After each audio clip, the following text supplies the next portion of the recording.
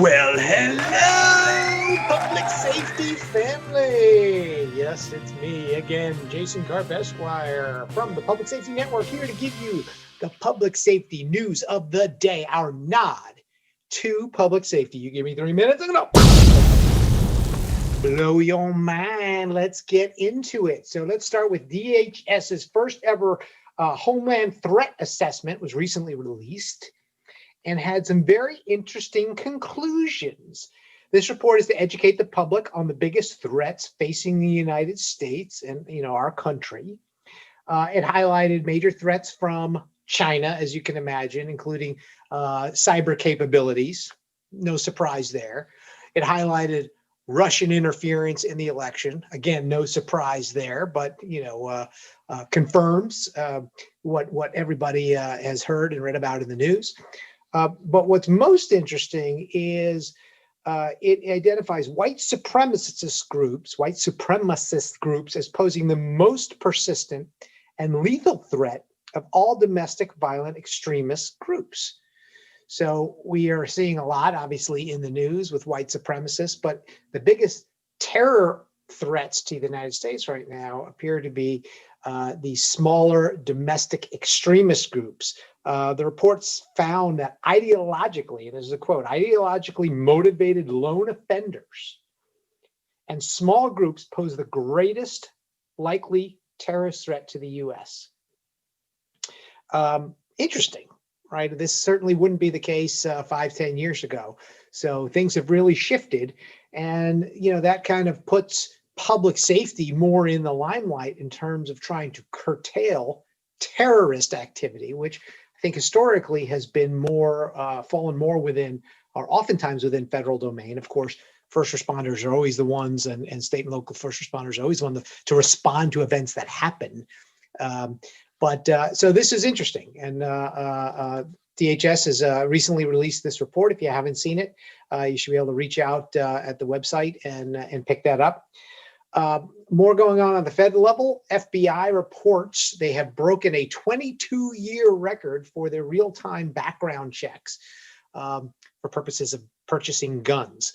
Just through September, they've conducted almost 29 million background checks this year. 29 million. That's a lot of guns. That's a lot of people trying to get guns, and that's just this year. Well, through September, that already supersedes all of the background checks, which was just over 28 million for all of the year 2000. So clearly this pandemic, we've talked about this before, and the current mindset of the country is in a gun buying mood. So again, interesting statistic, of course. More interesting, we'll see how that translates into, if at all, violence and other incidents that public safety needs to be made aware of. But something to be cognizant of: more background checks, more guns. Police reform. You're seeing more and more of this going on. Baltimore is the latest.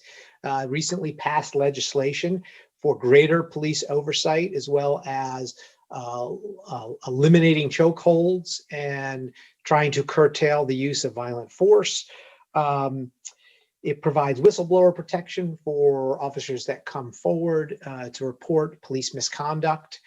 It precludes the ability to hire certain officers that were dismissed from other departments for disciplinary reasons.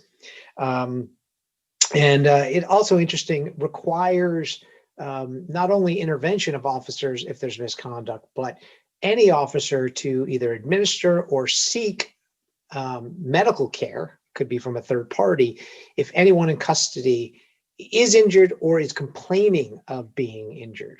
So that's an interesting kind of new twist on things, and we'll see how that gets implemented.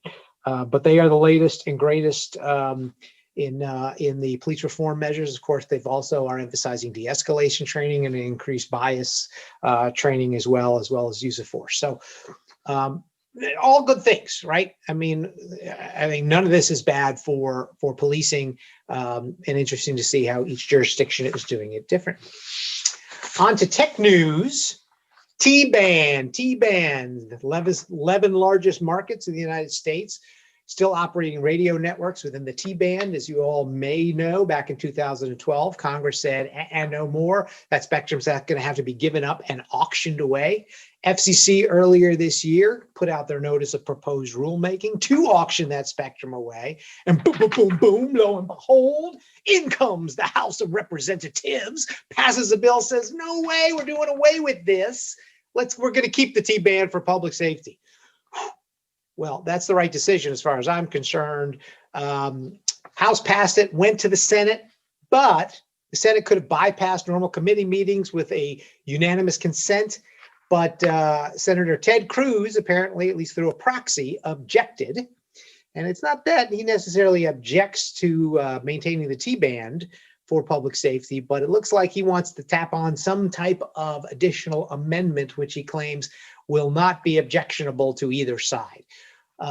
So clearly a little bit of game of politics here, which is unfortunate, especially when it comes to public safety. Public safety should be free of politics as far as I'm concerned. But insiders here in the Beltway area fully expect that the Senate will pass a bill. They will reconcile it with the House, and that Tband will remain where it is and reverse the original decision back in 2012 regarding auctioning off that spectrum. That is good news. So if you heard the last episode, you also know I talked about the 4.9 gigahertz decision. FCC last week issued a decision taking 4.9 gigahertz spectrum away from public safety, ceding it to the states and allowing the states to lease it pretty much how they see fit based on what they think is best for their state, including monetizing it. They can give it to, one carrier with a statewide license. That hasn't gone into effect yet. Of course, it's got to be published in the Federal Register for 30 days. There'll be opportunity for folks to challenge that. The Public Safety Spectrum Alliance, the PSSA, is leading the charge in doing just that. So I urge you, again, anybody in public safety should reach out to the PSSA at their website and offer their support, their assistance. There's going to be subsequent filings at the FCC, possibly in court, to block this very bad order. Very bad order. 4.9 should stay with public safety, just like the Tband. Have we not learned anything? With that, go support the PSSA. Have a wonderful day. Jason Karp, Esquire, for the Public Safety Network. News of the day. I am out of here.